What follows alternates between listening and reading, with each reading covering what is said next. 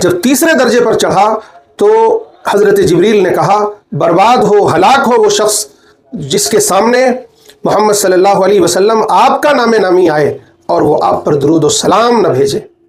تو میں نے کہا آمین۔ جس کے سامنے رسول اللہ صلی اللہ علیہ وسلم کا نام نامی آئے اور وہ درود و سلام کا نذرانہ نہ پیش کرے تو یقیناً وہ بھی بدبخت ہے، اس کے لیے بھی جبریل امین کی بد دعا ہے اور رسول اللہ صلی اللہ علیہ وسلم کی آمین ہے۔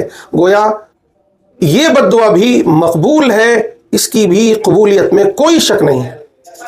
کیوں؟ کیونکہ رسول اللہ صلی اللہ علیہ وسلم کا جب نام نامی آئے تو ایک مجلس میں ایک مرتبہ درود پڑھنا یہ واجب ہے، اور اس کے بعد جتنی مرتبہ نام آئے آپ درود پڑھتے ہیں تو یہ مستحب عمل ہے، یہ سنت عمل ہے، اس پر آپ کو اجر و ثواب ملتا ہے۔ حدیث پاک میں آتا ہے کہ اگر آپ نے ایک مرتبہ رسول اللہ صلی اللہ علیہ وسلم پر درود بھیجا تو اللہ تعالیٰ اس کے بدلے میں آپ پر 10 مرتبہ رحمتیں نازل فرماتے ہیں۔ یہ کتنی اہم فضیلت ہے۔ ہم سب چاہتے ہیں کہ اللہ تعالیٰ کی طرف سے ہم پر رحمتوں کی بارش ہو۔ اس کا بہترین طریقہ یہ ہے کہ ہم رسول اللہ صلی اللہ علیہ وسلم پر درود و سلام کا نذرانہ پیش کریں۔ جب بھی آپ کا نام نامی آئے ہم صلی اللہ علیہ وسلم، اللہم صلی علی محمد وغیرہ کے الفاظ کے ذریعے سے رسول اللہ صلی اللہ علیہ وسلم پر درود بھیجیں۔